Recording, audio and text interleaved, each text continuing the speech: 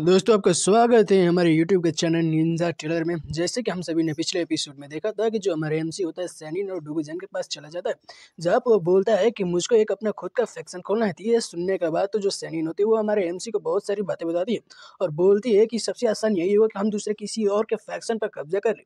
ये सुनने के बाद तो हमारा एमसी इस एपिसोड की शुरुआत में सर पर हाथ रखते हुए बोलता है, क्या किसी और के फैक्शन पर कब्जा करना, क्या ये इतना ज़्यादा आसान होगा कि हम किसी और के फैक्शन पर कब्जा कर लें। ये सुनने के बाद तो सैनिन बोलती है कि हाउ लो, तुम मेरे को तो देखो, मैं ही हूँ जिसके तुम फैक्शन पर कब्जा कर सकते हो।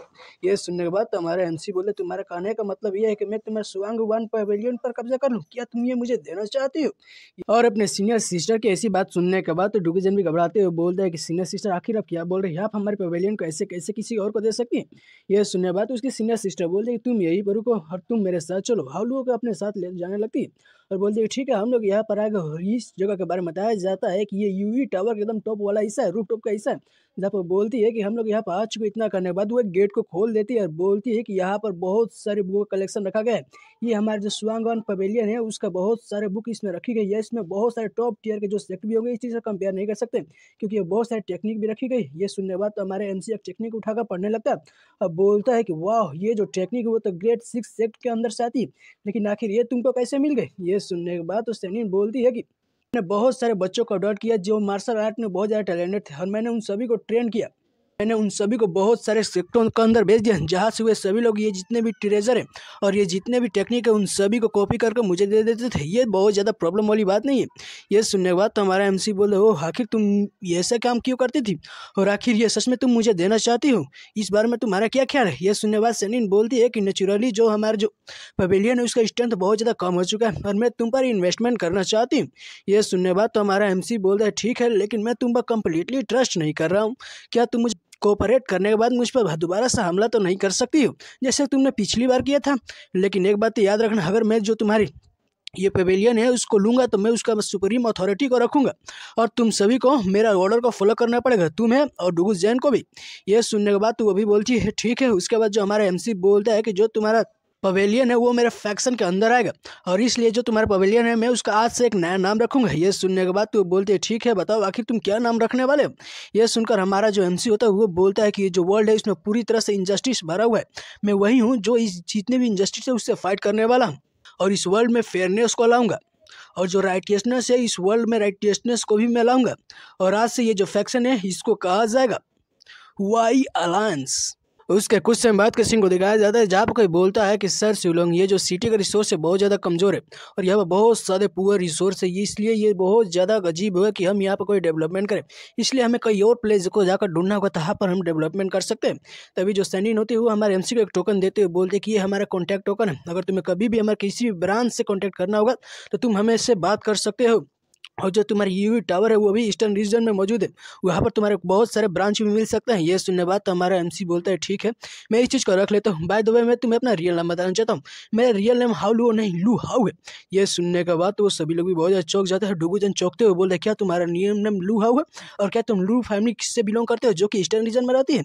ये सुनने के बाद तो हमारे एमसी बोलते हैं कि हाँ ये कुछ ऐसा ही है और ये बहुत ही बड़ी बात है, इसलिए मैं तुम्हें नेक्स्ट टाइम एक्सप्लेन करने वाला हूँ जब हम सभी लोग दोबारा मिलेंगे। इतना करने के बाद जो हमारा एमसी होता है वहाँ से जान लगता है और बोलता है ठीक है, तुम सभी लोग ये जितने भी फैक्शन है उसका डेवलपमेंट पर ध्यान दो। मैं अपने सेट के अंदर जाता हूँ और जाकर देखता हूँ कि आखिर वहाँ पर कोई है, कुछ काम है जिसको मैं कर सकता हूँ। ये सुनने के बाद तो दोनों लोग भी हमारे एमसी को ग्रीट करने लगते हैं और बोलते हैं कि तुम्हारा बहुत ज़्यादा शुक्रिया। उसके बाद जो हमारे एमसी होते हैं वहाँ से जान लगता है और अपने मन ही मन में बोलता है कि मैंने ये कभी भी इमेजिन नहीं किया था कि मैं कुछ समय पहले बहुत ज़्यादा क्रिपल हो चुका था, मेरे जो मार्शल वेन थे उसको भी तोड़ दिया गया था, लेकिन अब देखो अब मैं यहाँ पर किसी फैक्शन का मालिक बन चुका, किसी फैक्शन का मास्टर बन चुका। तभी हमारे एमसी को अचानक से कोई आवाज़ सुनाई देती है, कोई बोलता है कि रुको तुम कहाँ जा रहे हो। ये सुनने के बाद हमारे एमसी बोलते हैं कि ये आवाज़ तो फैंग यून का है और तभी दिखाया जाता है फैंग यून को कुछ लड़के पकड़ लिए होते हैं, बोलते हैं कि आखिर तुम हमसे बच के कहाँ जा रही हो ब्यूटी फैंग यून, हम तुम्हारा जो फॉर्च्यून है उसको ले लेंगे, ये जो प्रिंस है तुमसे बात कर रहा है, जल्दी से अपने फॉर्च्यून के हमारे हवाले कर और तुम्हारे लिए यही अच्छा होगा कि तुम हमारे सामने सबमिट कर दो, वरना सोच ले तुम्हारे साथ क्या होगा। ये सुनने के बाद तो फैंग यून बोलती है कि तुम साले सिमलेस लोग, तुम अपने चेहरे को जाकर अपने मिरर के अंदर तो देखो, तुम कितना ज़्यादा डिस्कस्टिंग दिखाई दे रहे हो, तुम इसी से वर्दी नहीं हो। ये सुनने के बाद तो ये जो लड़का होता है बोलता है कि तुम्हारा तो चेहरा बहुत ज़्यादा सुंदर है और मुझे इतनी सुंदर लड़कियाँ बहुत ज़्यादा पसंद है। तभी कोई बोलता है क्या तुमको ये सभी सुंदर लड़कियाँ पसंद हैं, तो क्या तुमको मैं भी पसंद में आऊँगा। तो दिखाया जाता है इस बंदे को बहुत खतरनाक हिट लगा होता है, जिसका ये बंदा होता है पीछे चला जाता है और वहीं पर हमारे एमसी की एंट्री हो जाती है। ये देखते हुए बंदा बोलता है कि आखिर तुम हो कौन? तभी जो हमारा एमसी होता है इन सभी को पीटने लगता है और बोलता है कि मैं वो हूँ जो तुम्हारी जान को तुम्हारे बॉडी से बाहर निकाल लूंगा। तभी जो फैंग्यून होते वो हमारे एमसी से बोलते कि हालू ये तो तुम हो। ये सुनने के बाद तो हमारा एमसी बोलते ये बताओ क्या तुम ठीक हो, क्या तुम्हें कोई चोट तो नहीं लगी है?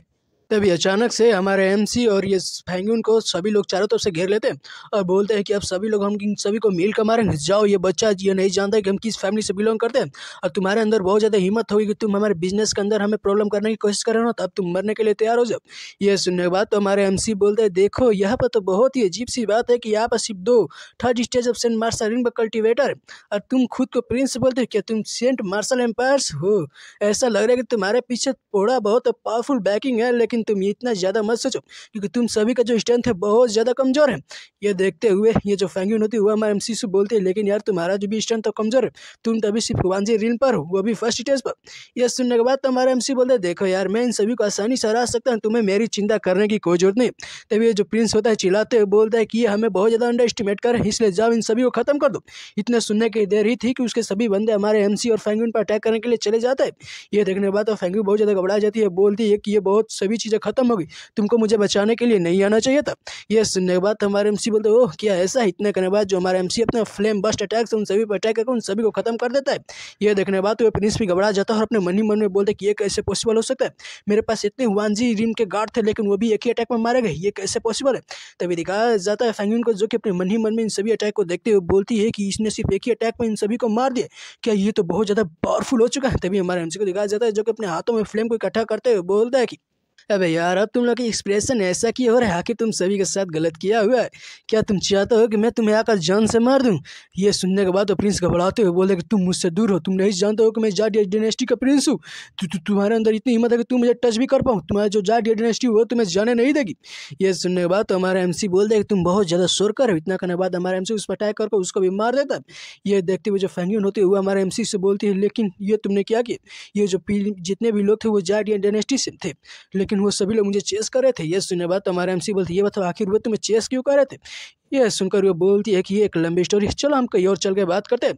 तभी ये सभी लोग कहीं और आ जाते हैं जहाँ पर कोई बोलता है कि चलो हम लोग यहीं पर आराम करते हैं और दिखाया जाता है हमारे एमसी और फैंग्यून कहीं पर आगे होते हैं जहाँ पर जो हमारे एमसी होता है इधर उधर के प्लेस को देखते हुए बोलते हैं कि ये एक रिमोट एरिया लग रहा है और ये यून टावर का यहाँ पर ब्रांच है जो डुगुजन है और उसका जो डिसेबल है उसका जितने भी लोग हैं वो तो बहुत ज़्यादा इंप्रेसिव है। तभी जो हमारा एमसी का इजारा होता है तो उसके सामने कोई आते हुए रोक लेता है और बोलता है रुको जरा, आखिर तुम कहाँ जा रहे हो? ये प्लेस ऐसा नहीं है जहाँ पर तुम जा सकते हो, ये जो हवाई टावर है ये एक अलायंस बन चुका है इसलिए तुम इसके अंदर नहीं जा सकते हो।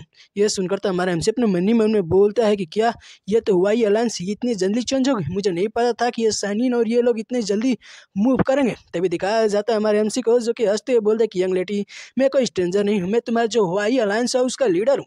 ये सुनने बाद ये लेडी बोलती है कि क्या तुम मेरे लीडर हो? साला अपने तो चेहरा देखो, अगर तुम हमारे लीडर हो तो सोच लो मैं तुम्हारी लीडर की बीवी हूँ, यानी मैं तुम्हारी पत्नी हूँ। तभी पीछे से कोई बोलता है कि तुम ज़्यादा रूड मत हो, ये सच में हमारे लीडर है। और दिखाया जाता है यहाँ पर डुगुजन एक लड़की के साथ आगे होता जहाँ पर ये जो लड़की होती है बोलती है कि leader nice to meet you. ये सुनने के बाद तो ये जो लड़की होती है बहुत ज़्यादा टूट जाती है, अब बोलती है क्या ये तो मेरे सच में लीडर है, अब तो मैं टूट गई। तभी हमारा एमसी दिखाया जाता है जो कि बोलता है कि ज़्यादा कुछ करने की जरूरत नहीं है। तभी हमारा एमसी बोलता है डुगुजन ये बताओ आखिर तुम यहाँ पर कैसे? ये सुनकर डुगुजन बोलता है कि मैं यहाँ पर कुछ लोगों को रिक्रूट करने के लिए आया था। ये सुनकर हमारा एमसी बोलता है हो ताकि ये लड़की कौन है? ये सुनकर डुगुजन बताता है कि इसका नाम बाई यो है और ये जो बेस है इसका ये हेड है। ये सुनने के बाद तो हमारा एमसी भी चौंक जाता है। तभी ये जो फैन्यून होती है वो हमारे एमसी से बोलती है कि आओ लो आखिर यहाँ पे क्या चल रहा है, आखिर ये सभी लोग तुम्हें लीडर क्यों बोल रहे हैं? ये सुनने के बाद तो हमारा एमसी बोलता है कि देखो यार ये एक कॉम्प्लीटेड मैटर है, इसलिए तुम्हें कभी चांस मिलेगा तो मैं तुम्हें बता दूंगा, चलो अंदर चल कर बातें करते हैं।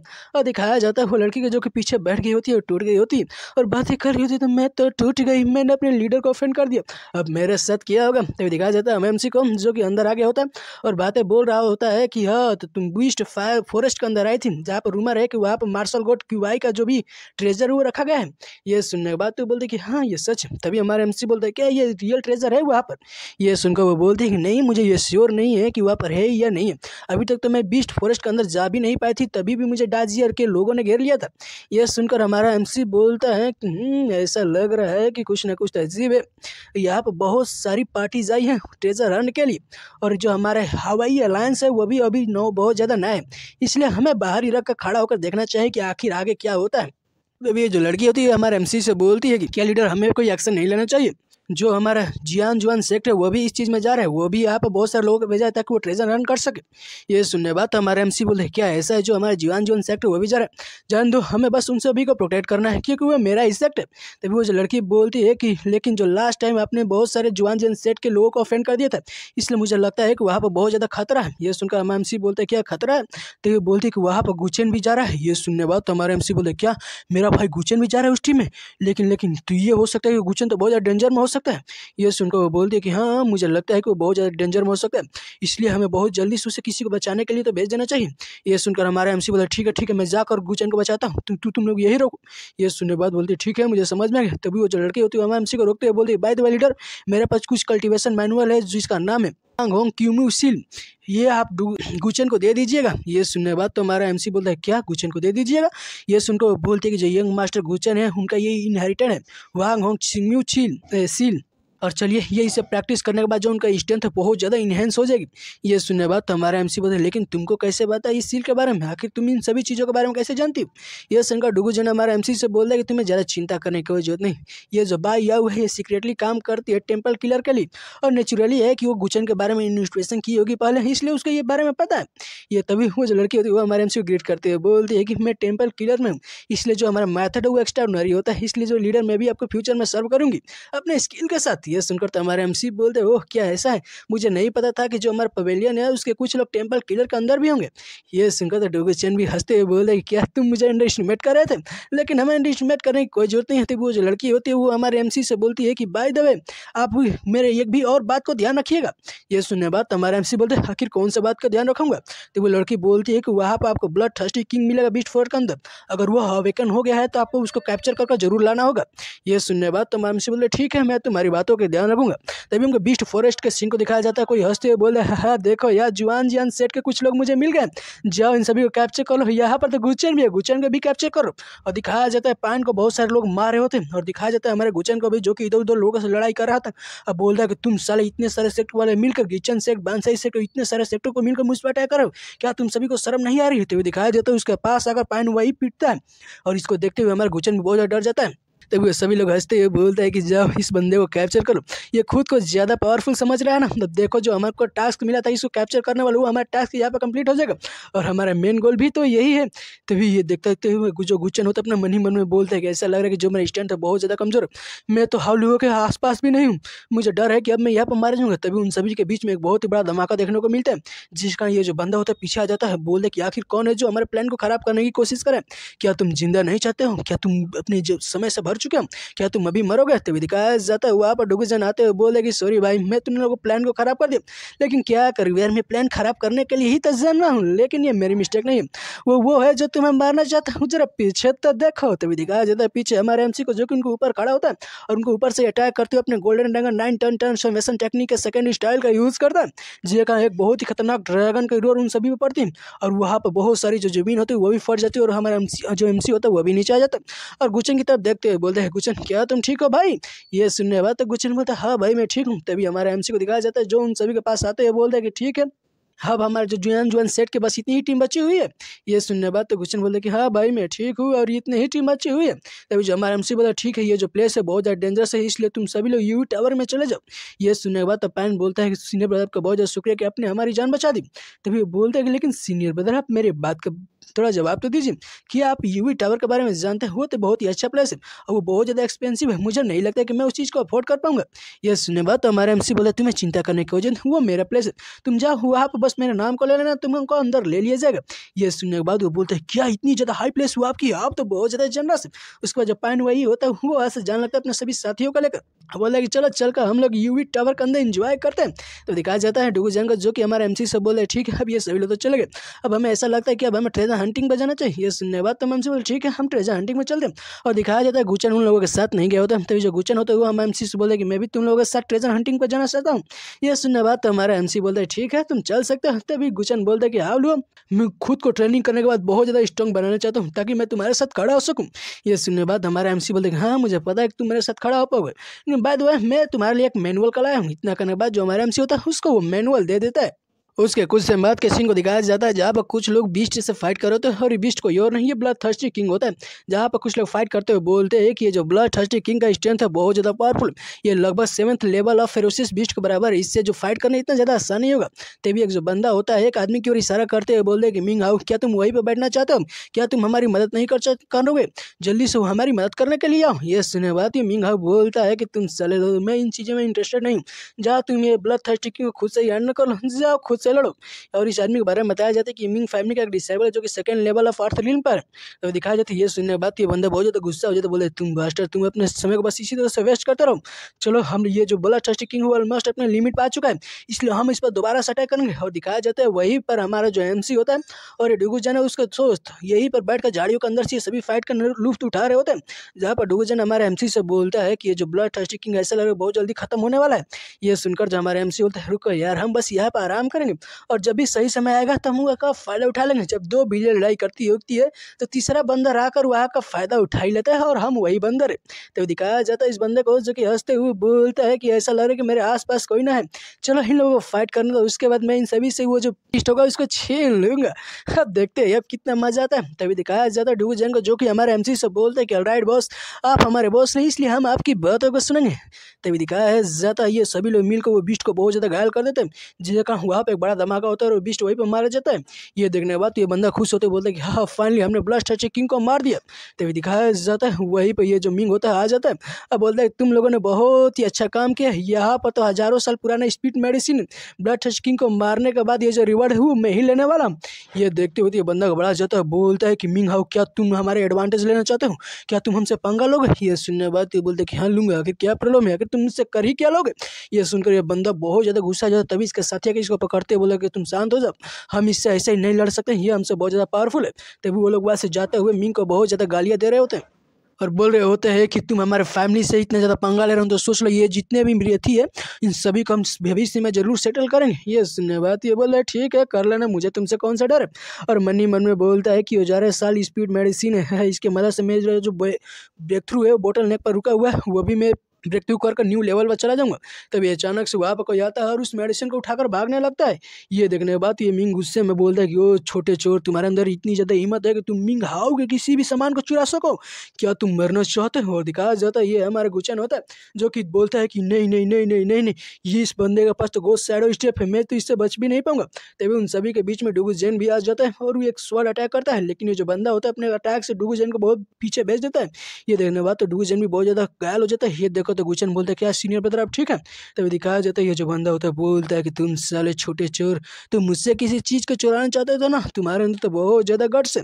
तभी ये देखते हुए गुचन चिल्लाते हुए बोले लीडर प्लीज़ हमारे मदद कीजिए, हम इस बंदे को और ज़्यादा हैंडल नहीं कर पाएंगे। तभी वहीं पर हमारी एंट्री होती है एमसी की जगह, बोले ठीक है मैं आ गया। और ये जो बंदा होता है इसको अटैक करके इसको पीछे फेंक देता है, जिसका एक बड़ा बड़ा धूल के गुब्बारे उड़ गए होते हैं। तभी हमारा जो एमसी होता है ठीक है बोलता है कि ठीक है तुम सभी लोग प्लीज जाकर आराम से इस मैच को देखो और इस मैच को पूरी तरफ से लुप्त उठाओ, जो तुम्हारा लीडर है अब यहाँ पर लड़ने वाला है। जाता है धूल साफ होने के बाद ये जो बंदा होता है बाहर आते हुए बोलता है कि आप एक और चोर जो अपने खुद की लिमिट को नहीं जानता है कि आखिर वो किससे फाइट कर रहा है, चलो भाई तुमको भी खत्म कर देते हैं और तुमको एक नया लेसन सिखाते हैं ताकि तुम्हारी जो अगली लाइफ होगी तुम उसमें ध्यान दो। इतना करने के बाद वो एक बहुत ही पावरफुल स्लैश अटैक हमारे एमसी पर कर देता है, जिस अटैक को देखते हुए जो हमारा एमसी होता है अभी भी अपने पावर से उस अटैक को रोकने की कोशिश करता है। एक बहुत ही पावरफुल अटैक जो होता है उस चोर पर कर देता है। ये अटैक हमारे एमसी को उस चोर का अटैक को काटते हुए उसको जाकर लगने वाला होता है। ये देखने के बाद तो ये जो बंदा होता है बहुत ज़्यादा घबरा जाता है, बोलते कि आखिर ये किस तरह का फायर अटैक है जो मुझको लगने वाला है। उसके बाद जो हमारे एमसी का फायर अटैक होता है इस बंदे का बॉडी पर जाकर लगता है, जिससे कारण इस बंदे को तो बहुत ज़्यादा दर्द होने लगता है और इसका बॉडी जलने लगती है। ये देखने के बाद ये चिल्लाते बोलते कि आखिर ये कैसे पॉसिबल हो सकता है, आखिर तुम सिर्फ 6 लेवल ऑफ 1G रील पर हो, तुम्हारे अंदर इतनी ज़्यादा पावर कैसे आ सकती है, तुम मुझे इतने ज़्यादा घायल कैसे कर सकते हो। ये सुनने के बाद तो हमारे एमसी बोलते हैं क्या ये चीज़ इम्पॉसिबल है, लेकिन भाई कुछ भी इम्पॉसिबल इस दुनिया में नहीं होता है। इतना करने के बाद जो हमारा एमसी होता है अपना ड्रैगन स्वरिंग स्वॉर्ड को बाहर निकालने लगता है और बोलता है कि ठीक है अब मुझे अपना खुद का मूव को यूज़ करना है। तो दिखाया जाता है हमारे एमसी को अंदर से ड्रैगन निकल गए होते हैं और इस ड्रैगन को देखते हुए बोलता है कि क्या इसको तो ब्लड लाइन पावर बोलते हैं, और खुश होते हुए बोलता है कि कहा जाता है जिसके पास भी ब्लड लाइन पावर होते हैं वो अपने से पावरफुल बंदे से भी लड़ सकते हैं। तो लगता है कि अब मुझे भी सीरियस होना होगा। इतना करने के बाद वो बहुत ही पावरफुल अटैक बनाने लगता है और बोलता है कि बच्चे तुम्हारे और मेरे बीच का जो डिफरेंस है बहुत ज़्यादा बड़ा है, अगर तुम ऐसे ही मुझसे फाइट करते रहोगे तो बहुत जल्दी मारे जाओगे। इतना करने के बाद एक बहुत ही पावरफुल अटैक को बना लेता है। अब बोलता है कि आज मैं तुम्हें खुद का एक्सपीरियंस दिखाने वाला हूँ और दिखाऊंगा कि ये जो डीजी रिंग का ट्रू पावर कितनी होती है। इतना करने के बाद वो अटैक हमारे हमारा एमसी पकड़ देता है। ये देखने के बाद तो डुगुजन और गुचन भी बहुत ज़्यादा घबरा जाता है, बोलते हैं कि आवलू आखिर तुम ठीक हो या नहीं हो। तो दिखाया जाता है हमारे एमसी को, जो कि अपने स्वॉर्ड से उस अटैक को पूरी तरह से काट कर उस स्वॉर्ड से अटैक से बाहर निकल जाता है। हम बोलते हैं क्या यही है तुम्हारे डुगुजन रिल्म का पावर। ये देखते हुए तीनों लोग भी बहुत ज़्यादा चौंक जाते हैं, बोलते हैं क्या आखिर ये कैसे पॉसिबल हो सकता है। और तभी जो हमारा एमसी होता है अपने बहुत ही पावरफुल स्लैश अटैक इस बंदे पर कर देता है, जिससे इस बंदे का टाइम फिक्स हो जाता है। अब मरते हुए बस एक ही बात बोलते हैं कि आखिर ये कैसे पॉसिबल हो सकता है, मैं किसी वांजी रिम के कल्टीवेटर के हाथों कैसे मारा जा सकता हूँ। अभी जो हमारा एमसी होता है वो एक फ्रूट लाकर इन सभी को देते हुए बोल रहा है कि ये लो, इस फ्रूट को खाने के बाद खुद को हील कर लो। इस फ्रूट को देखते हुए तो डोगुजन भी चिल्लाते हुए बोले कि आखिर ये कैसी फ्रूट है, ये तो झूठ है, आखिर आपको ये हब कैसे मिल गई, ये तो स्प्लिट मून क्लान के अंदर ही मिलती है, आखिर ये चीज़ें आपको कैसे मिल सकती है। मैंने तो इस चीज़ के बारे में सिर्फ बुक ही में पढ़ा था, मुझे नहीं पता था कि रियलिटी में भी ऐसी चीज़ें होती। आखिर लीडर आपको कैसे मिल गए। ये सुनने बाद हमारा एमसी बोलता है देखो यार, ये एक लंबी स्टोरी है जिसको मैं तुम्हें कभी और बता दूंगा, चलो ये जो ट्रेजर हंटिंग का काम है उसको पूरा करते हैं, उसके बाद यहाँ से जाते हैं। उसके बाद ये लोग बीस्ट फॉरेस्ट के डीप वाले हिस्से में आ जाते हैं, जहाँ पर आते हुए गुचन एक पत्थर को उठाते हुए बोलता है कि आखिर यहाँ पे क्या चल रहा है, आखिर ऐसा लगा कि हमसे पहले भी यहाँ पे कोई आ चुका है। और हमारा जो एमसी होता है उस पत्थर को उठाकर अपने मन ही मन में बोलता है कि इसको देखते हुए ऐसा लग रहा है कि ये जो पत्थर है इसके अंदर कुछ स्पेशल पावर है। तभी जो हमारा एमसी होता है अपने डिवाइन सेंस का उस पर यूज करने लगता है। जी हाँ, जो हमारा एमसी होता है उस पत्थर पर जो लिखा होता है उसको पढ़ने लगता है। उस पर लिखा होता है कि मेरा नाम क्यूबी है और मैं यहाँ पर बहुत ही लंबे समय से किसी का इंतजार कर रहा हूँ जो कि अपने मार्शल आर्ट पार्ट को खुद से ढूंढ सकर मैं उसकी मदद कर सकूँ। और इतना जैसे ही हमारा एमसी पढ़ते हैं अचानक से उसको कुछ होने लगता है, वो कहीं और चला जाता है और दिखाया जाता है जो हमारा एमसी होता है ऐसा लग रहा है कि वो स्पेस की गहराइयों में डूबता जा रहा है। और अचानक ही हमारे एमसी रियल वर्ल्ड में भी बेहोश हो जाता है। और हमारा एमसी को ऐसे बेहोशी की हालत में गिरते हुए देखने के बाद तो ये दोनों लोग भी घबरा जाते हैं और बोलते हैं कि आखिर लू हाउ के साथ हुआ क्या। तभी जो हमारा एमसी होता है अपनी आंखें खोलते हैं और आंखें खोलकर इधर उधर देखते हुए बोलते कि आखिर ये कैसी प्लेस है, आखिर मैं कैसे जगह पर हूँ। तभी हमारा एमसी के सामने एक पोर्टल खुलता है और इस पोर्टल के अंदर से आवाज आती है कि आप हजारों साल बीत चुके हैं, लेकिन फाइनली किसी के अंदर इतनी हिम्मत हुई और वो क्वालिफाई हुआ कि वो मेरे मिलिट्री इन स्पेस के अंदर आ गए। यह बात सुनते हुए हमारा एमसी बोलता है क्या ये तो एक ऐसी प्लेस है जिसको डिवाइन कॉन्शियसनेस स्पेस बोलते हैं, लेकिन इतनी ज़्यादा प्रीसियस स्पेस आखिर यहाँ पे क्या कर रही है।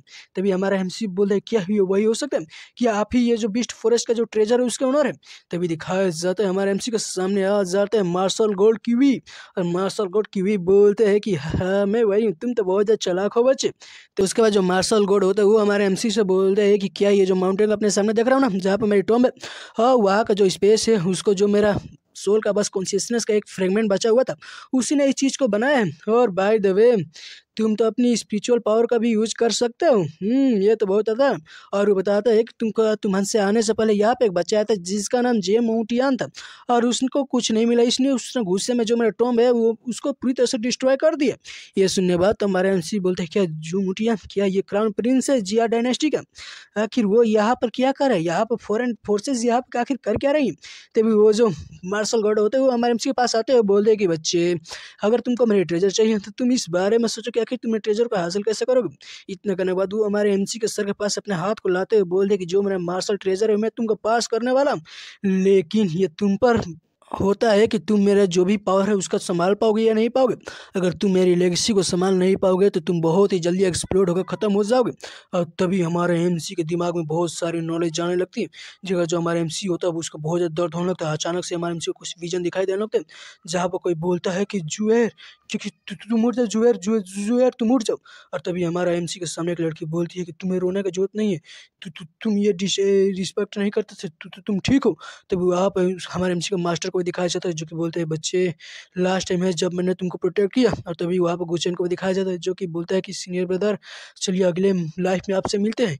और ये सभी देखने के बाद तो हमारा एमसी भी रोने लगता है और हाफते उठ जाता है और बोलता है कि क्या मैंने गुचन हुआ डाई डुगुजैन और अपने मास्टर को देखा, आखिर ये सभी चीज़ें मेरे सामने क्या हो गई, आखिर वे सभी लोग मेरे सामने क्यों मारे गए।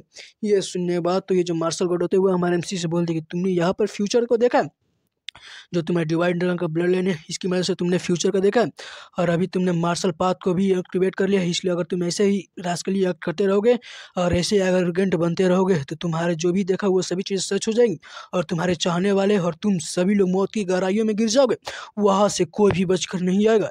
ये सुनने बाद तो हमारा एमसी बहुत ज़्यादा घबरा जाता है और सीनियर को शुक्रिया करते हुए बोलता है कि शुक्रिया सीनियर, जो भी आपने कहा है मैं उस चीज़ पर ध्यान रखूँगा, अब से मैं कभी भी ऐसे ही एक्ट नहीं करूँगा, मैं सोच समझ कर कुछ भी काम करूँगा। ये सुनने बाद तो मार्शल कोर्ट बोलते हैं ठीक है, तुम तो बहुत ही अच्छे बच्चे हो जो कि इतनी जल्दी समझ गए। उसके बाद बोलते हैं ऑलराइट, मेरे यहाँ पर टास्क खत्म होता है इसलिए मैं ऐसे जा रहा हूँ। ये सुनने बाद तो हमारे एमसी बोले लेकिन सीनियर जरा रुके, तो वो ट्रेजर के बारे में क्या जो कि रूइन के अंदर हुआ मुझे कैसे मिलेगा। ये सुनने बाद तो सीनियर चिल्लाते हुए बोलते हैं कि बच्चे, वो जो ट्रेजर वो तुम्हारे माइंड के अंदर है, इसलिए जाओ उस चीज़ को धीरे धीरे सीखोगे आखिर उस तुम ट्रेजर का यूज कैसे कर पाओगे। तभी रियल वर्ल्ड में दिखाया जाता है जहाँ पर हमारे एमसी की आंखें खुल गई होती हैं और हमारे एमसी को जगते हुए देखने के बाद वो सभी लोग भी हमारे एमसी के पास आते हैं, बोलते हैं सीनियर बताया कि आप ठीक है, आखिर आपने इतनी जल्दी कैसे भी हो सके, मैं तो बहुत ज़्यादा डर गया था। ये सुनने बाद हमारे एमसी बोले नहीं मैं ठीक है, मैं वहाँ पर मार्शल गॉड की वाइफ से मिला था। ये सुनने बाद वो सभी लोग खुश होते हैं, बोले क्या मार्शल गॉड की वाइफ से मिले थे, क्या उन्होंने आपको ट्रेजर दिया। ये सुनने बाद तो एमसी बोलते नहीं यार, देखने से ऐसा तो नहीं लग रहा है कि उन्होंने मुझे कुछ ट्रेजर दिया।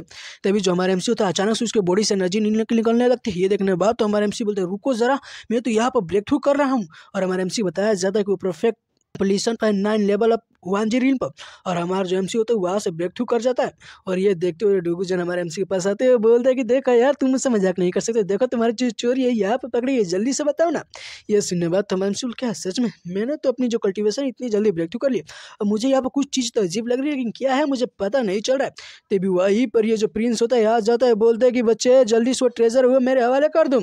और इस प्रिंस के बारे में बताया जाता है कि ये क्राउन प्रिंस है जार्डिया डायनेस्टी के, और 7 लेवल अप डीजे रील पर, और यही है जिम ऊटियान। और जिम ऊटियान बोलता है कि जल्दी से वो जो भी चीज़ें मेरे हवाले कर दो, वरना सोच लो तुम मारे जाओगे। और जो हमारा एमसी होता है उसको देखते हुए बोले कि ओह, ये तो जिम ऊटियान है जिसके बारे में मुझे मार्शल कोर्ट ने बताया था, तो तुम ही हो जिन्होंने उसके स्टोन टैबलेट को तोड़ा था। तो देखो ये जो ट्रेजर हुआ मेरे दिमाग के अंदर है, चलो अगर तुम्हारे अंदर इतनी ज़्यादा हिम्मत है आकर इस ट्रेजर को ले लो। ये सुनने के बाद तो जिम ऊटियान बोलता है कि बच्चे तुम तो बहुत ज़्यादा एरोगेंट हो, क्या तुम मरना चाहते हो, तो चलो मैं तुम्हारी मौत को, इस ख्वाहिश को पूरा कर देता हूँ। इतना करने के बाद जिम ऊटियान भी अपने बॉडी के अंदर से बहुत ही मात्रा में एनर्जी को रिलीज करने लगता है।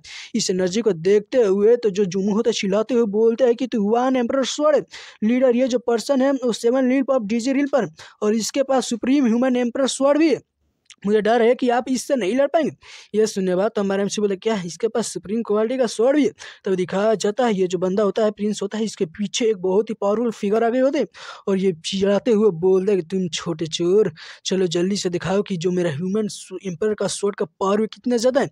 अब इतना करने के बाद वो जो बंदा होता है वो बहुत ही पावरफुल अटैक हमारे एमसी की तरफ कर देता है, जिस अटैक को देखते हुए हमारे एमसी भी घबरा जाता है और बोलता है कि आखिर ये जो ह्यूमन एम्पर स्वॉर्ड ये कैसी सोल को समन कर पा रहा है, ये जो फाइट है बहुत ज़्यादा खतरनाक होने वाली, और इसके पास तो एक्सट्रीमली फायरेंस बॉडी भी और शॉर्ट टेक्निक भी है, इससे लड़ना तो आसान नहीं होने वाला है।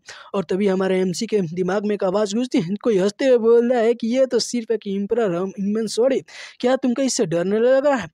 और तभी दिखाया जाता है वहाँ पर मार्शल कोर्ट आगे होते हैं, और मार्शल कोर्ट बोलते हैं कि मैंने तुम्हारे अंदर अपनी ऑलरेडी जो लेगेसी है उसको डाल दिया, तो तुमको इतनी छोटे मोटे जो भी एनिमी उनसे डरने की कोई जरूरत नहीं है, तुम बस खुद को संभालो और अपनी जो टेक्निक है उसका यूज करने की कोशिश करो, तुम इससे बहुत ही आसानी से जीत पाओगे। ये सुनने बाद हमारे एमसी बोलते क्या ये तो सीनियर क्विक आवाज़ है। तो दिखाया जाता है क्राउन प्रिंस को जो कि चिल्लाते हुए बोलता है कि बच्चे आखिर तुम यहाँ पर खड़े क्यों, आखिर तुम मरना चाहते हो, जल्दी से उस चीज़ को हमारे हवाले कर दो। तभी दिखाया जाता है एमसी को जो कि अपने पावर को इकट्ठा करने लगता है और बोलता है कि अब मुझे डर है कि अब मैं तुम्हें जान से मार दूंगा। इतना करने के बाद वो जो बंदा होता है वो हमारे एमसी पर अटैक करने के लिए बढ़ जाता है। ये देखकर तो हमारा एमसी भी खुश हो जाता है, बोले कि मुझे समझ में आ गया कि जो सीनियर ब्रदर का ट्रेजर है आखिर वो काम कैसे करता है। उसके बाद जो अपना एमसी होता है गुचन से बोलता है गुचन और तुम दोनों तुम यहाँ से पीछे चले जाओ, वरना तुम सभी लोग फाइट में घायल हो सकते हो। उसके बाद जो हमारे एमसी होता है ये जो बंदा होता है क्राउन प्रिंस इस पर अटैक कर देता है, जो क्राउन प्रिंस होता है पीछे चला जाता है और हमारे एमसी का अटैक बहुत ही ज़्यादा पावरफुल होता है। तभी जो हमारा एमसी होता है क्राउन प्रिंस को तुरंत ही पीछे आ जाता है, बोलता है कि तुम्हारे पास स्वॉर्डमैनशिप है ना, हम मैं तुम्हें दिखाता हूँ कि मेरा अल्टीमेट स्वॉर्डमैनशिप तुम्हारे जो स्वॉर्डमैनशिप से कितना ज़्यादा पावरफुल है, और तुम्हारे पास बॉडी टेक्निक भी है ना ह्यूमन एम्परर का, तो देखो कि मेरा पावर कितना है, आखिर तुम्हारा पावर कितना है। इतना करने के बाद हमारा एमसी बहुत ही पावरफुल स्लैश अटैक ये जो प्रिंस होता है इस पर कर देता है, जेकर जो प्रिंस होता है पीछे चला जाता है और हमारा एमसी को गालियाँ देने लगता है। ये देखते हुए तो जो हमारा एमसी होता है बोलता है कि जो ह्यूमन एम्परर का स्वॉर्ड बस डीजे रेम के एक्सपर्ट के बराबर ही है। मुझे तो कुछ तुमसे बहुत ही ज़्यादा अजीब लग रहा है, क्या तुम इस पावर से मुझसे लड़ पाओगे। उसके बाद जो हमारा एमसी होता है क्राउन प्रिंस के पीछे चला गया होता है और बहुत ही पावरफुल क्राउन प्रिंस पर अटैक कर देता है। ये देखने के बाद क्राउन प्रिंस घबराते हुए बोले क्या तुम मरना चाहते हो, तुम इस पर अटैक कैसे कर सकते हो। उसके बाद हमारे एमसी को अटैक लगने का ये क्राउन प्रिंस बहुत ज़्यादा घायल हो गया होता है, बोलते हैं कि डैम इट, तुम मुझे इतने ज़्यादा एम्बैरेस करवा रहे हो ना, अब मैं तुम्हें नहीं छोड़ूंगा। और हमारे एमसी को ऐसे लड़ते हुए देखने के बाद जो डुगू जैन होता है बोलते कि ये तो बहुत ज़्यादा स्ट्रेंज है, जो हमारे ब्रदर है, आखिर मुझे इतना ज़्यादा अजीब क्यों लग रहा है कि वो कैसे इतने मैच्योर तरीके से फाइट कर पा रहे हैं। आखिर वो अपने फाइट के स्टाइल को कैसे बदल लिए। आखिर ये जितने जिया मुठियान है उसके वीकनेस को वो कैसे ढूंढ पा रहे हैं और उसके वीकनेस पे ही वो अटैक करें।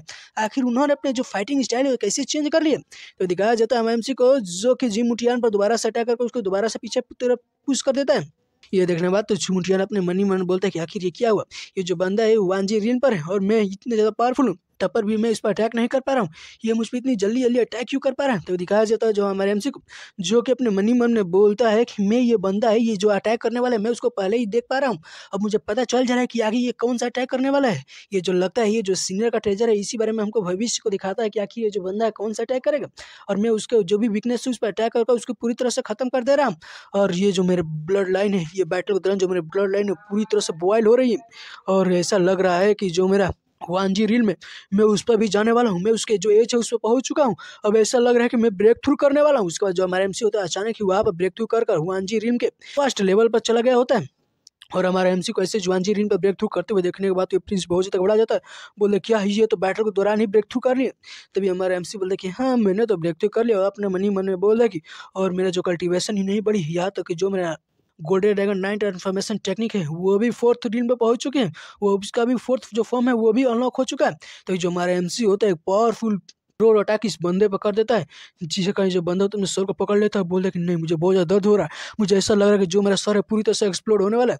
उसके बाद ही वहीं पे गिर कर मारा जाता है। ये देखते हुए तो डुगजन हमारा एमसी से बोलता है कि क्या जमुटियान ऑलरेडी मारा गया, आखिर ये कैसा हो गया। उसके बाद ये सभी लोग हमारे एमसी के पास आते हैं। बोलते हैं कि लीडर आखिर आपका जो फाइटिंग स्टाइल इतने ज़्यादा मेच्योर कैसे हो गया, आप ही कोई डिफरेंट पर्सन की तरह से लड़ाई कर रहे थे। ये सुनने बात हमारे एमसी बोल रहे हैं यार ये इसलिए हुआ क्योंकि मुझे सीनियर जो है क्यूआई ने जो ट्रेजर दिया था उसी कारण ये सभी चीज़ें हुई है। और ये जो ट्रेजर है मुझे अलाउ करता है कि जो मेरा मार्शल पाथ है मैं उसको बहुत ही अच्छी तरीके से प्रैक्टिस कर सकूं। और मेरा जो एनिमी है मैं उसको पाथ को भी दे सकूं कि आखिर वो कौन सा आगे अटैक करने वाला है। मैंने एक्सपेक्ट नहीं किया था कि मार्शल गॉड क्यूआई की जो ट्रेजर होगी इतने ज़्यादा पावरफुल होगा। उसके बाद जो हमारा एमसी होता है प्रिंस को शॉट को उठाते हुए बोले कि ये जो टिप इतना भी ज़्यादा खराब नहीं थी। मैंने मार्शल गॉड के जो भी लेगेसी थी उसको भी ऑब्टेन कर लिया और ये जो ह्यूमन एम्परर शॉट था इसको भी ऑब्टेन कर लिया। तभी अचानक से ह्यूमन एम्परर शॉट वही पर टूट जाती है। देखने के बाद तो हम एमसी बोलते आखिर ये क्या चल रहा है। तो जुगोजन हमारे एमसी से बताता है कि कहा जाता है कि जो ह्यूमन एम्परर स्वॉर्ड है बहुत ज़्यादा प्राउड स्वॉर्ड है।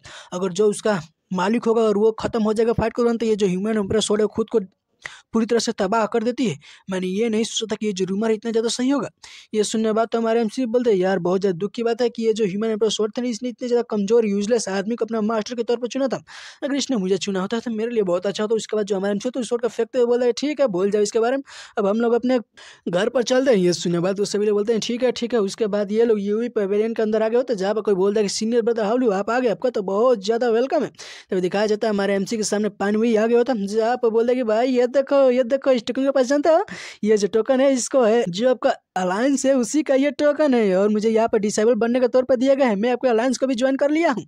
पैन को ऐसे खुश देखने के बाद तो हमारे एमसी बोलते देखो यार मुझे कोई परेशानी नहीं है, तुम्हारे पास अब तो दो आइडेंटिटी आ गई। ये सुनने के बाद तो पैन भी खुश होते हुए बोलते कि नहीं ये बड़ी डील तो है, मैं सीनियर ब्रदर आपको बहुत ही ज़्यादा फॉलो करने वाला हूँ। अब मेरे पास दो लाइफ इंश्योरेंस हो गया, आप मुझे दो बार बचाएंगे। वेल बोलिए बोलिए ऐसा करेंगे ना। तब वो आपको याद है बोले चीफ लू मुझे आपसे कुछ बात करनी है। ये सुनने के बाद तो हमारे एमसी बोलते बोलो क्या बात है।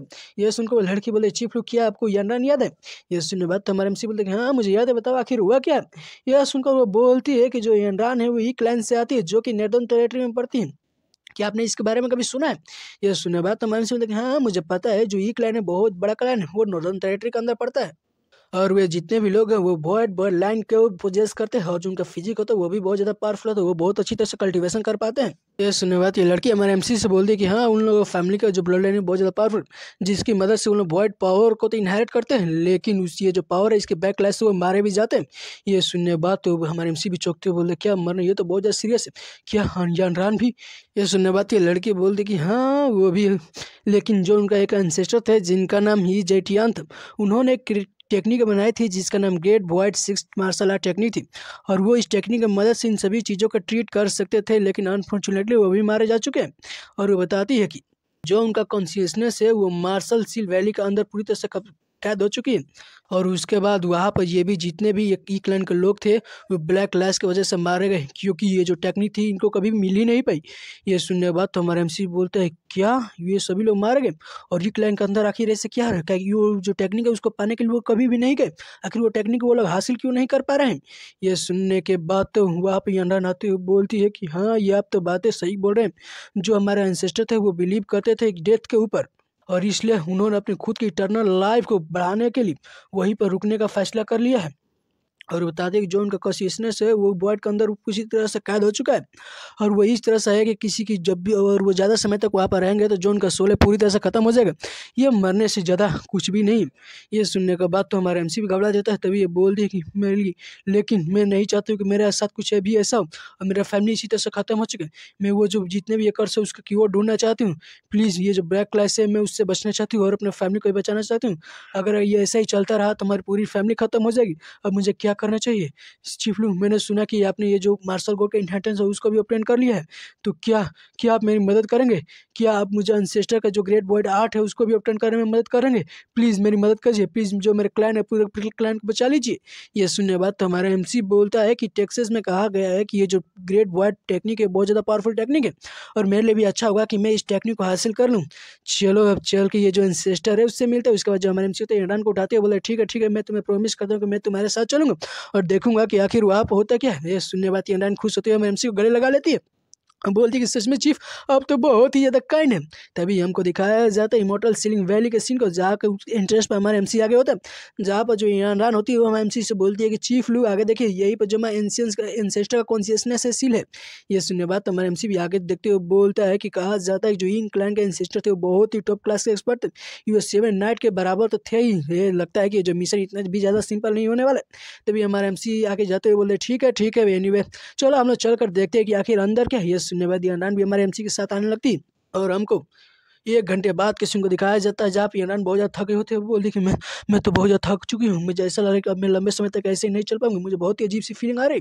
ये सुनने बाद तो हमारे एमसी से बोले कि हाँ ये बहुत ज़्यादा स्ट्रेंज है कि मुझे भी यहाँ पर अजीब सी फीलिंग आ रही, और मैं ऐसा लग रहा है कि मैं एक ही जगह पर कब से चल रहा हूँ। तभी अचानक से वहाँ का माहौल ही चेंज हो जाता है, और दिखाया जाता है हमारे एमसी को जो कि कहीं स्पेस के अंदर कहीं और ही आगे होते हैं। इस प्लेस को देखते हुए हमारे एमसी बोले आखिर ये कौन सा जगह है। ये सुनने बाद इमरान हमारे एमसी से बोलते कि वो ना चीफ लू, ऐसा लग रहा है कि हम वाइट डोमेन के अंदर आ चुके हैं, ये जो हमारे एंसेस्टर ने इस चीज़ को क्रिएट किया था। ये सुनने के बाद हम एमसी बोले क्या ये चीज़ तो हम पर ऑलरेडी अटैक करना भी शुरू कर दिए। तभी हमारा जो एमसी होता है वो इधर उधर देखते हुए बोलता है कि आखिर यहाँ पे क्या है। तभी वहाँ से कोई आवाज़ आते ही कोई हंसते हुए बोले है देखो यहाँ पर मेरे क्लैन के बहुत ही लंबे समय बाद कोई एक्सीडेंट आया है, मैं अब तुम्हें जाने नहीं दूंगा। फाइनली यहाँ पर कोई आ गया। वहीं पर एक पोर्टल खुलता है, और पोर्टल के अंदर से कोई बोलता है कि तुम्हें ज़्यादा स्ट्रगल करने की कोई जरूरत नहीं, जो तुम्हारी फिजिकल बॉडी है वो यहाँ पर मारा जाएगी, और जो तुम्हारी सोल है वो मेरे साथ ही रहेगी। इतना करने के बाद ये जो इंडान होती है इसको कोई खींचने लगता है अपनी तरफ। ये देखने के बाद तो हमारा जो एमसी होता है बहुत ज़्यादा चौंक जाता है, बोलते कि इंडान नहीं, ये इंडान का हाथों पकड़ लेता है, बोलते डैम इट ये इंडान को मैं पकड़ नहीं पा रहा हूँ, आखिर इसको कौन खींच रहा है। ऐसा लग रहा है कि मुझे ये इंडान को सबसे पहले मुझे अपना होली मिरर के अंदर रखना होगा, तभी मैं ये जो भी बंदा है इससे हैंडल कर पाऊंगा। तभी अचानक से ही वहीं पर ये जो एंसेस्टर होता है आ जाता है, एक क्लैन का एसेंस जिसका नाम ये जानटिया ने, और बोलता है कि तुम लिटिल ब्रेड तुम्हारे अंदर तो बहुत ज़्यादा हिम्मत है कि तुम यहाँ पे आ गए हो, मेरे अफेयर के बीच में पंगा ले रहे हो। ये सुनने बाद तो हमारे एमसी उसे ग्रीट करते हुए बोलता है कि जूनियर आपको हाउलू अब पूरी तरह से ग्रीट कर रहा है, और मैं चाहता हूँ कि जो आपका ग्रेट बॉय टेक्निक आप मुझे दे दे ताकि मैं जो आपका क्लैन है उसको बचा सकूँ। ये सुनने बाद ये सिस्टर बोले क्या कोई आउटसाइडर आकर यहाँ पर मेरे टेक्निक को मांग रहा है और वो सोच रहा है कि वो मेरे क्लैन को बचा पाएगा, क्या तुम इस चीज़ का वर्दी भी हो। इतना करने बाद वो हमारे एमसी पर ट्राई करते हुए बोले ठीक है पर यह दिखाओ कि तुम्हारे पास कितनी ज़्यादा स्किल है कि तुम मेरे टेक्निक को संभाल पाओ, और दिखाया जाए तो वो जो अटैक होता है वो हमारे एमसी के पास जाना था। ये देखने के बाद एमसी बोलते नहीं ये तो बहुत ज़्यादा बुरा है, ये तो बहुत ज़्यादा फास्ट है, मैं इस चीज़ को डॉज भी नहीं कर सकता। तभी वहीं पर हमारी जो फेरी मास्टर होती है उसका आवाज़ आती है, बोले तुम इतने ज़्यादा पैनिक क्यों कर रहे हो। ये सुनने के बाद तो हमारा एमसी बोले क्या ये तो फेरी मास्टर की आवाज़ है। तो ये फेरी मास्टर बोल दिया कि जब तक मैं यहाँ पर हूँ तुम्हारे साथ कुछ भी नहीं हो सकता। और इस आवाज़ को ये जो सिस्टर होता है इसने भी सुन लिया होता है, बोले कि आखिर वहाँ पर कौन है जो कि मेरे बिजनेस के बीच में आ रहा है। तभी वही पर फेरी मास्टर आते बोले तुम बूढ़े कुत्ते तुम तो अभी सेलेस्टियल भी नहीं बने, और क्या तुम मेरा जो डिसेबल उसके साथ ऐसे ही कुछ करने वाला है, तुम्हारे अंदर तो बहुत ज़्यादा हिम्मत है कि तुम डिसेबल का टच करने की हिम्मत कर रहे हो। ये सुनने बाद ये बुढ़ा भी हंसते हुए बोल रहा है कि तुम तो सिर्फ अभी एक कॉन्शियसनेस हो, और तुम क्या बच्चे को मुझसे प्रोटेक्ट करना चाहती हो, पर तुम खुद को तो प्रोटेक्ट करो। इतना करने के बाद वो एक अटैक तैयार करने लगता है और बोलता है कि अब मैं तुम सभी को डाइवर्ट कर लूँगा। ये सुनने बाद फेरी मास्टर बोलती है मूर्खों का कोई थोड़ा नहीं, इतना करने के बाद चुटकी बजाती है तो वही से 2 चाँद निकलते हैं और ये जो एल्डर होता है इसको पूरी तरह से बाँध लेती और बोलती है कि चींटियाँ मेरे सामने बोलने की हिम्मत कर रही हैं। ये देखते हुए हमारे एमसी अपने जो फेरी मास्टर होता है उसकी तरफ देखने लगता है। तभी जो फेरी मास्टर होती है बोलती है कि बच्चे, ये जो अपने पियानो ट्रिमर ट्रांसफॉर्मेशन टेक्निक है, जो मेंटल पावर इसका यूज़ करके ये जो बंदा है इसको पूरी तरह से डेवलप कर लो, इसकी कॉन्शियसनेस को डेवलप कर लो और ये जो बॉय टेक्निक है उसका भी ऑब्टेन कर लो। ये सुनने बात हमारे एमसी बोले ठीक है, मैं आपकी बातों को मानूंगा। इतना करने बाद जो एमसी होता है उस बंदे को डेवलप करने की कोशिश करने लगता है और तभी हमारा एमसी अपने मन ही मन में बोलता है कि नहीं, ये काम नहीं कर रहा है, इस बंदे का पावर बहुत ज़्यादा है, मैं इसको ऐसे ही डेवलप नहीं कर पाऊँ, इसका कॉन्शियसनेस बहुत ज़्यादा पावरफुल है, मैं इसको कैसे डेवलप कर पाऊँगा। ये सुनने के बाद तो ये एंसेस्टर भी हंसते हैं, बोले कि तुम लिटिल ब्रैट, तुम्हारा मेंटल पावर इतना ज़्यादा नहीं है कि तुम मुझे डेवलप कर पाओ, तुम सपने देखोगे तुम मुझे डेवलप कर पाओगे। ये सुनने के बाद तो ये फेरी मास्टर एमसी से बोले ये तो बहुत ज़्यादा डिफिकल्ट, ऐसा लग रहा है कि मुझे तुम्हारी मदद करनी होगी। ये सुनने के बाद हमारे एमसी बोले नहीं, मुझे आपकी मदद की कोई ज़रूरत नहीं है। तभी जो हमारा एमसी होता है अपने जितने भी तो वेन स्टोन होता है उसको यूज़ करने लगता है और उसके अंदर बहुत ज़्यादा पावर आ जाती है और वो पावर लगाते हुए ये जो बंदा होता है उसको पूरी तरह से अपने अंदर डेवलप कर लेता है। ये देखते हुए चिल्लाते बोले नहीं, मेरी इमोर्टेलिटी है, इतना बोलते हैं कि ये पूरी तरह से डेवलप हो जाता है। तभी हमारे एमसी सांस लेते बोलते फाइनली मैंने तो इसे डेवलप कर लिया। ये देखते होते फेरी मास्टर बोलती है कि हालू, तुमने तो इस चीज़ को खुद से ही कर लिया। ये तो बहुत अच्छा है, अब तुम्हारे अंदर बॉय टेक्निक भी आ चुकी है और तुम ये पावर है इसकी मदद से बहुत ज़्यादा पावरफुल बन सकते हो। ये सुनने बाद हमारे से बोलते क्या ये जो इमरान है मैं इसको ट्रीट कर सकता हूँ और उसको फैमिली वालों को भी। ये सुनने बाद वो बोलते कि हाँ, तुम इसको ट्रीट नहीं कर सकते बल्कि तुम उनको पूरी तरह से क्योर भी कर सकते हो और ये क्योर ऐसा करोगे कि कम से कम 5 सालों तक लेकिन उनको कुछ भी नहीं होगा। ये सुनने बाद तो हमारे एमसी बोला क्या ये सच में, ये तो बहुत ही अच्छा है। तभी जो हमारे एमसी होते हैं इमरान को अपने मिरर स्पेस से बाहर निकाल लेता है और बोलते हैं ठीक है, अब नेक्स्ट स्पॉट में मुझे नॉर्दर्न टेरिटरी के अंदर जाना होगा और यान क्लान के अंदर जाकर देखना होगा कि आखिर वहाँ पर क्या चल रहा है। तभी हमको नॉर्दर्न टेरिटरी के ई क्लान को दिखाया जाता है जहाँ पर जो हमारे एमसी और ये अंडान आ गई होती और हमारे एमसी इकलान को देखते हुए बोला क्या यही तुम्हारी सिटी है। ये सुनने बाद बोलते कि हाँ मास्टर यही मेरी सिटी है। तभी कोई पीछे से बोलते ये देखो यहाँ पर मिस ये आ गई है, क्या मिस याफी है ये। तभी दिखाया जाता है वहाँ पे एक लड़की 2 लड़कियों के साथ आ गई होती है जहाँ पे ये जो लड़की होती है हम बोलती है कि जो क्लाइन लीडर ने कहा था कि हमारे क्लाइन के अंदर बहुत ज़्यादा डेंजरस फैल रहा है और यहाँ से कोई भी बाहर नहीं जाएगा, लेकिन अब तो यहाँ पर आधे साल के लिए बाहर चली गई थी। ये बताइए कि अब क्या प्लानिंग बनाने के बाद हमारे क्लाइन के अंदर आई। ये देखने के बाद तो हम हमसे बोलते ये बताओ आखिर ये लड़की है कौन। ये सुनकर ये आनंद बताती है कि इस लड़की के नाम ये क्यून क्वीन है और ये मेरी हाफ सिस्टर है और ये थोड़ा मुंहफट भी है। तभी वो लड़की बोलती है कि तुम लिटिल ब्रेट आके तुम इतनी क्रिटिकल मूवमेंट क्यों है, क्या जो तुम्हारा जो हमारे क्लाइन के अंदर जो रिचुअल चल रहा है उसकी पूरी तरह से खराब करना चाहती हो, क्या तुम अपने लाइफ से हार चुके हो। ये सुनने बात इमरान बोलती है क्या यहाँ पर जो रिचुअल ऑलरेडी शुरू हो चुका है। ये सुनने बात हमारे एमसी बोलते हैं रिचुअल, आखिर कैसा रिचुअल। ये सुनकर इमरान हमारे एमसी को बताती है कि ये जो रिचुअल है यहाँ पर 3 लोगों को ऑब्जर्व करने के बाद 1 लोगों को बचाया जाएगा, यानी 3 जिंदगियों के बदले में 1 जिंदगी। ये बहुत ही घटिया चीज़ है और ये सभी चीज़ें लंबे समय तक भी नहीं की जा सकती, ये सिर्फ बस कुछ ही सालों तक किए जा सकते हैं। तभी वो ये नान चिल्लाते हुए बोलती कि मैंने कहा था ना कि मैं बाहर से मदद लेकर आऊँगी, मैं ये ग्रेट वर्ड टेक्निक को भी लेकर आऊँगी जिसकी वजह से हम सभी लोग की मदद कर सकते हैं, लेकिन तुम सभी लोगों ने मेरा इंतजार क्यों नहीं किया। तभी वहाँ पर कोई आ जाता है कैरेज के अंदर से और कोई बोलता है कि तुम्हारा इंतजार इमरान, क्या तुम सोचोगे कि हम तुम्हारा इंतजार करेंगे। तो दिखाया जाता है उस कैरेज के अंदर से एक बूढ़ा निकल कर आता है जिसका नाम ही हुआ है और ये क्लैन का लीडर भी हम बोलता है कि तुम मौत से डरने के बाद हमारे क्लैन को छोड़कर चली गई थी और तुम सोच रही थी कि हम तुम्हारा इंतजार भी करेंगे, क्या यहाँ से भाग जाओ। ये सुनने बाद हमारा एमसी बोलता है कि क्या तुम सभी लोगों ने रिचुअल को स्टार्ट भी कर दिया, लेकिन नहीं, तुम सभी को कुछ समय तक रुक कर रहना होगा। ये जो सीनियर सिस्टर है क्या तुम सोच रहे हो कि यहाँ से चले जाए, लेकिन क्या तुम नहीं सोच रहे कि ये तुम्हारे लिए क्योर भी ला सकती है। ये सुनने बाद वो बुढ़ा बोलता है कि तुम साले कौन है और तुम हमारे बीच में पंगा मत लो और सपने देखो कि ये कोई क्योर भी लाई होगी। अभी वो बूढ़ा बोलता है जाओ जितने भी मेरे डिसेबल है जाओ इस बंदे को क्रिपल कर दो, ये इससे हमारे टेरिटरी को बाहर फेंक दो। ये सुनने बाद वो सभी बंदे हमारे एमसी पर अटैक करने के लिए चल जाते हैं।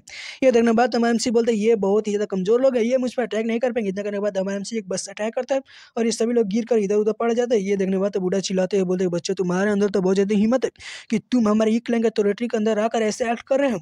ये सुनने बाद तो हमारे एमसी बोल देगी बड्डे अपने मुँह का बंद रखिए। इतना करने के बाद जो एमसी होता है एक एनर्जी को उस बुढ़े के अंदर शूट कर देता है जेकर वो जो बुढ़ा वहीं पे गिर जाता है। ये देखने के बाद तो क्विंकन भी चिल्लाते हुए बोल देगी नहीं हमारे क्लैन लीडर के साथ क्या हो गया और गुस्से में हमारे एमसी पे अटैक करने के लिए बढ़ जाती है और बोलती है कि इमरान और तुम साले तुम लोगों ने हमारे लीडर को मार दिया, तुम सभी लोग इस चीज़ को कभी भी संभाल नहीं पाओगे।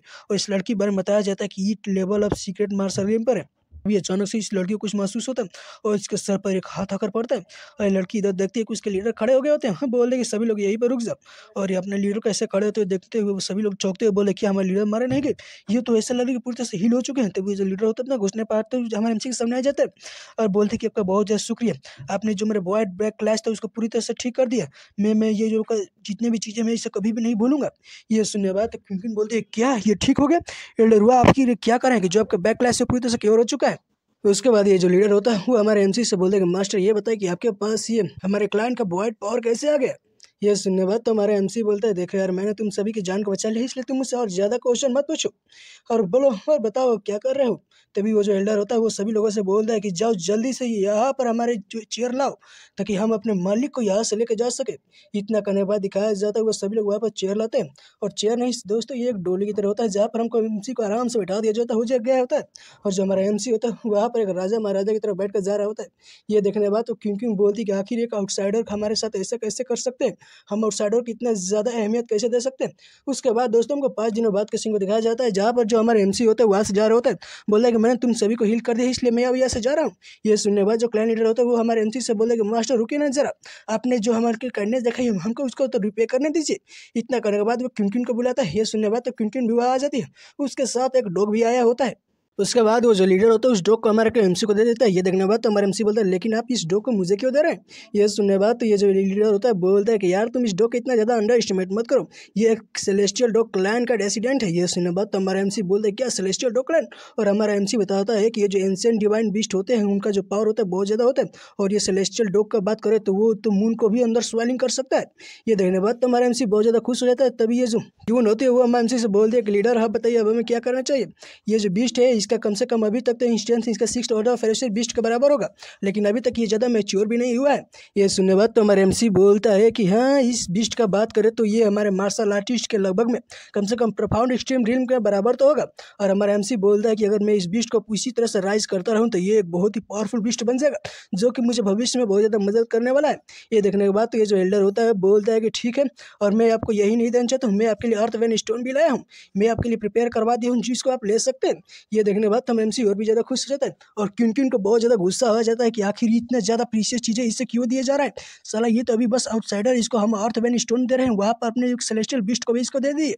दिखाया जाता है हम एमसी को जो कि बोलता है यार आप लोग तो बहुत ज़्यादा पोलाइट है और मनी मन में बोलता है कि ये जो अर्थ वेन स्टोन है मैंने उसका बहुत ज़्यादा यूज कर लिया है और जो पिछली बार मैंने अपनी क्यूआई टेक्निक का यूज किया था उसमें बहुत ज़्यादा यूज हो गया था, अब ऐसा लग रहा है कि वो बहुत ही समय पर रिप्लेस हो जाएगा।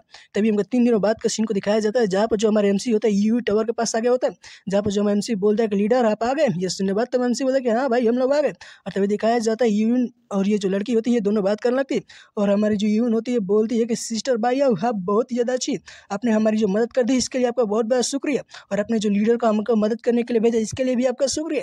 ये सुनने के बाद तो वो बोलती है यार इसमें कोई बड़ी बात नहीं। तभी हमारे एमसी बोला तुम सभी लोग बात करो मैं यहाँ से जा रहा हूँ। उसके बाद जो हमारा एमसी होता है डुगे जिन के पास आ जाता है, डुगे जिन से आते हुए बोले बताओ भाई मेरे एब्सेंस में यहाँ पर क्या हुआ है। ये सुनने के बाद तो डुगे जिन भी खुश होते हैं बोलते हैं कि लीडर मैंने कुछ चीज़ें इंटरेस्टिंग ढूंढी जिसे सुनने के बाद आपको बहुत ज़्यादा मजा आने वाला है। ये सुनने के बाद तो एमसी बोले वो आखिर ये क्या है, तो बताता है कि क्या आपको पता है कि जो जी प्रिंस है जिसको आपने पहले मारा था। यह सुनने के बाद एमसी बोलता है कि हाँ मुझे पता है क्योंकि मैंने उसे मारा था। तो ये बताता है कि ये जो ग्रैंड जिया प्रिंस है उनको ऐसा लगता है कि जो लू फैमिली ने ही उन्हें मारा है इसलिए लू फैमिली पर बहुत ही पावरफुल अटैक करे हैं और जो लू फैमिली इस समय केओस में जा चुकी है। ये सुनने के बाद तुम्हारा एमसी बोलते कि ओह आखिर ऐसा हो गया। और एमसी बोलते कि मुझे ऐसा लग रहा है कि ये जो गोल्डन एगर 9 ट्रांसफॉर्मेशन टेक्निक है जिससे पहले मैंने यूज़ किया था उसी कारण इन सभी को लग रहा होगा कि ये सभी लू फैमिली ने किया है। हाँ ये तो मेरे बहुत ही अच्छा हुआ। तो डुगे चिन बोलता है कि आपको तियान को सिटी के अंदर क्रिपल कर दिया गया था ना। ये सुनने बाद तो हम सोचते कर तो दिया गया था। तभी डुगे बताता है कि ये जो हम मुझे इन्वेस्टिगेशन की तो मुझे पता चला कि ये जो लू हाई है लू फैमिली का उसी ने ही आपको क्रिपल करने का ऑर्डर दिया था। ये सुनने बाद तो हमारा एमसी बहुत ज़्यादा चौंक जाता है और बहुत ही ज़्यादा गुस्सा हो जाता है और बताता है कि क्या तुम सही बोल रहे हो। ये सुनने बाद डुगू बोलता है कि हाँ लीडर मैं सच में सही बोल रहा हूँ और मैंने इस सभी चीज़ों के बारे में पता लगाया है और मैं आपसे झूठ क्यों बोलूँगा, आपने तो मेरी सिस्टर को बचाया था। ये सुनकर हमारा एमसी हमको बताता है कि जो उसका फादर थे उसका सबसे बेस्ट फ्रेंड लू हाई था और क्या हुस्न ने मुझे डिसेबल करने की कोशिश की थी। मुझे याद है कि जो लू सोंगसी है उसने ही नहीं और उसके साथ कुछ लोग मिलकर मेरे फादर को हार्म पहुँचाए थे। क्या उसमें लू हाई भी था? अब मुझे ऐसा लगता है कि मुझे अब वापस जाना होगा। और बताता है कि जो लू हाई है उसी ने ही मुझे तियानको सिटी के अंदर छोड़ा था और उसने पर्सनली मुझे तियानको सिटी के अंदर भेज दिया था और उसी ने ही मुझ पर अटैक भी करवाया था। क्या इन सभी बीच में कुछ ना कुछ तो है। मुझे ऐसा लग रहा है कि मुझे अब अपना बदला लेना होगा। मैंने बहुत लंबे समय तक अपनी ट्रेनिंग की और अब लगता है कि अब इन सभी को ख़त्म करने का समय आ चुका है। लू सोंगसी भी अब यहाँ पर ख़त्म होने वाला है। तभी हमारा एमसी बहुत ज़्यादा गुस्से में होता है। इसको देखते हुए लू हाई बोलता है कि लीडर। ये सुनकर मामसी बोलता है कि अब लू सोंगसी अब तुम लोग मुझसे फाइट करने वाले हो। देखो अब मैं तुम्हारे साथ क्या करता हूँ। अब ये सभी समय हो चुका है कि मैं अपने जितने भी स्कोर है उसको सेटल कर लूँ। तभी जो एमसी बोलता है कि तुम लोग ये जो ग्रैंड अलायंस है इसका मैनेज करो। मैं लू फैमिली के मेन ट्राइब के अंदर जा रहा हूँ। उसके बाद जो हमारा एमसी होता है वहाँ से चले जाता है और 10 दिनों बाद को सीन को दिखाया जाता है जहाँ पर जो हमारा एमसी होता है लॉन्ग ब्रेथ माउंटेन के अंदर आ गया होता है। और ये लू फैमिली का एक छोटा सा हिस्सा है जहाँ पर लू फैमिली का जो मेन ब्रांच नहीं है, बस छोटा सा ब्रांच है जो यहाँ पर रहा करती है। तभी हमारा एमसी उस ब्रांच के अंदर आ गया होता है और इधर उधर देखते हुए बोलता है कि ये बस एक छोटा सा टाउन है जहाँ पर लू फैमिली रहती है, लेकिन ये मेन ब्रांच तो नहीं है। लेकिन इसको इधर उधर देखते हुए ऐसा लग रहा है कि जो ग्रैंड जिया के जितने भी लोग थे यहाँ पर बहुत ज़्यादा तबाही मचाए हुए हैं। यहाँ पर बहुत ही ज़्यादा तबाही मच चुकी है। तभी हमारा एमसी को आगे एक धमाके को सीन को दिखाया जाता है और हमारा एमसी जब आगे जाता है तो पता चलता है कि लू भाई यही बैठा होता है। लू भाई की हालत बहुत ज़्यादा खराब होती है और बोलते कोई कोई कोई कोई कोई मुझे बताओ। तभी ये जो जितने भी ग्रैंड जिया के लोग होते हैं वो हमारे एमसी को देख लेते हैं और हमारे एमसी के पास आ जाता है और बोलते कि बच्चे आखिर तुम यहाँ क्यों है, तुम हम सभी के बिजनेस के बीच में मत पड़ो। ये सुनने बाद तो हमारा एमसी बोलता है तुम सभी लोग कुछ भी कर सकते हो, मैं तुम लोगों के बिजनेस के बीच में नहीं आने वाला। और अपने मन ही मन में बोलता है कि इस साले ने मेरे पेरेंट्स को मारने में उन सभी को मदद की तो मैं आखिर इसका मदद क्यों करूँ। लू भाई हमारे एमसी से बोलता है कि लू हाउ मैं तुम्हारा अंकल लू भाई हूँ। ये सुनने बाद तो हमारे एमसी भी उसकी तरफ देखने लगता है। तभी वो बोलता है कि क्या तुम्हें याद नहीं है कि मैं तुम्हारे फादर कितना अच्छा दोस्त था, प्लीज़ मुझे बचा लो, क्या तुम मुझे भूल गए। ये सुनने बाद तो हमारे एमसी उसकी तरफ देखते हुए बोले कि ओह मैंने तो एक्सपेक्ट भी नहीं किया था कि मैं तुम्हें यहाँ पर ढूंढ लूँगा। तभी ये सभी लोग हमारे एमसी से बोलते हैं कि बच्चे क्या तुम इसको बचाना चाहते हो। हमारा एमसी इतना सुनता ही है कि इन सभी पर अटैक करके इन सभी को ख़त्म कर देता है और बोलता है कि मैं बस यहाँ से बोल रहा हूँ कि तुम सभी लोग यहाँ से चले जाओ वरना तुम सभी लोग भी मारे जाओगे। और क्या तुम सभी लोग मेरे हाथों मरना चाहते हो, मैं इस आदमी को खुद के ही हाथों मारूंगा। ये देखते हो ग्रैंड जिया के लोग बोलते हैं कि क्या तुम लू फैमिली का रिफोर्समेंट हो, जाओ इस बच्चे को मार दो वरना हमारा जो ग्रैंड जिया है वो हमें नहीं छोड़ेगा, ये बच्चे यहाँ पर नहीं बचना चाहिए। ये सुने हुए तो हमारे एमसी उस बंदे पर अटैक करके उसको मार देता है। तब ये जो बंदा होता है बहुत ही सारे 6 ऑर्डर का फेरोसियस बीस्ट एलिफेंट को निकाल लेता है। ये बहुत ही पावरफुल बीस्ट होते हैं और तभी ये बंदा बोलता है बच्चे तुम नहीं जानते हो कि ये बीस्ट कितने ज़्यादा पावरफुल है, अगर तुम यहाँ से नहीं गए तो तुम पूरी तरह से डिस्ट्रॉय हो जाओगे। ये सुनने के बाद तो मेरे एमसी बोलता क्या ऐसा है। उसके बाद वो अपने डॉग को निकालते बोलता है जा भाई इन सभी को अपने ट्विन स्कैन को दिखाओ। ये सुनने के बाद वो डॉग भी आता है और अपने साइज को बहुत ज़्यादा बड़ा कर लेता है और इतना ज़्यादा बड़ा करता है कि इन सभी के सामने जितने भी एलिफेंट होते हैं चींटियों की तरह दिखाई दे रही होती है। तभी डॉग को देखते हुए बहुत ज़्यादा डर जाता है और बोलते क्या ये तो एक लेजेंडरी बीस्ट है, ये तो एक सेलेस्टियल डॉग है। तभी जो हमारा डॉग होता है उन सभी एलिफेंट को मार देता है और मारने के बाद ये जो आदमी होता है इसको भी खा लेता है। उसके बाद हमारा जो एमसी होता है लू भाई के पास जाने लगता है और बोलता है कि भाई अब तुम्हारी बारी। ये देखने के बाद तो लू भाई बोलता है कि लू भाई मुझे पता है कि तुम मुझे मारना चाहते हो और मैं बस अपने कुछ शब्दों से खुद को मरने से नहीं बचा सकता हूँ, लेकिन मरने से पहले मैं तुम्हें कुछ बचाना चाहता हूँ। ये सुनने बाद तो हमारा एमसी बोलता है क्या मुझे बताना चाहता हूँ, बताओ तुमने मेरे पेरेंट्स के साथ क्यों किया था ये सब। ये सुनने के बाद बोलता है कि हाँ मुझे पता है कि तुम मुझे हेट कर रहे हो और लू सोंगसी की मदद से ही मैंने तुम्हारी फैमिली को हार्म पहुँचाया था, लेकिन मैं क्या करूँ, मैं कुछ भी नहीं कर सकता था। लू सोंगसी उस समय बहुत ज़्यादा पावरफुल हो गया था। लेकिन क्या तुमने ये कभी सोचा है कि तुम्हारी फैमिली के अंदर से मैंने तुम्हें क्यों बचा लिया और तुम आखिर अभी तक यहाँ पर जिंदा क्यों। क्या ये सुनने बाद तो हमारा एमसी बोलता है कि बकवास बातें बंद करो, आखिर तुम मुझे क्यों बचाए थे, आखिर तुम मुझे बचाना ही क्यों चाहोगे, तुमने तो कुछ लोगों को भेजा था ताकि वो मुझे क्रिपल करके पूरी तरह से ख़त्म कर दे।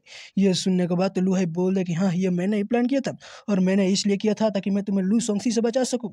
अगर तुम क्रिपल हो गए तो लू सोंगसी का ध्यान तुम पर नहीं जाएगा और वो तुम पर अटैक नहीं करेगा और तुम जिंदा बचोगे, इसलिए मैंने तुमको इसी तरह से क्रिपल करवा दिए। ये सुनने के बाद तो हमारा एमसी बहुत ज़्यादा चौंक जाता है। तभी ये जो लू भाई होता है एक टोकन निकालते हुए 2 टोकन निकालता है। अब बोलता है ये जेट स्लिप है और ये जेट स्लिप अभी तक ठीक है, इसका मतलब ये है कि जो तुम्हारे पेरेंट्स अभी तक जिंदा है। ये सुनने के बाद तो हमारा एमसी बहुत ही ज़्यादा चौंक जाता है और चौंकते बोले क्या मेरे पेरेंट्स अभी तक जिंदा है, और इतना कहते हुए हमारा एमसी बहुत ही ज़्यादा घबरा जाता है। तभी ये जो लू भाई होता है वो टोकन का हमारा एमसी की तरफ देते हुए बोलता है कि ये लो ये तुम्हारी फैमिली की सच्चाई है और मैं झूठ नहीं बोल रहा हूँ, अगर मैं झूठ बोल रहा हूँ तो तुम मुझे अभी मार सकते हो। ये सुनने के बाद तो हमारा एमसी उस टोकन का ले लेता है, बोलते क्या मेरे पेरेंट्स का जेट स्लिप तो अभी तक अच्छा है, इसका मतलब मेरे पेरेंट्स अच्छा है। इतना करने के बाद हमारे एमसी वहाँ पर रोने लगता है, बोलते हैं कि मेरे पेरेंट्स अभी तक जिंदा है, मेरे पेरेंट्स अभी तक जिंदा है। और दोस्तों इसी के साथ होता है ये वीडियो खत्म। अगले वीडियो देखने में और मजा आएगा कि आखिर हमारा जो एमसी होता है अपना फैमिली का बदला कैसा लेता है। और देखने के लिए वीडियो को लाइक करके चैनल को सब्सक्राइब कर लो यार, क्या कर रहे हो।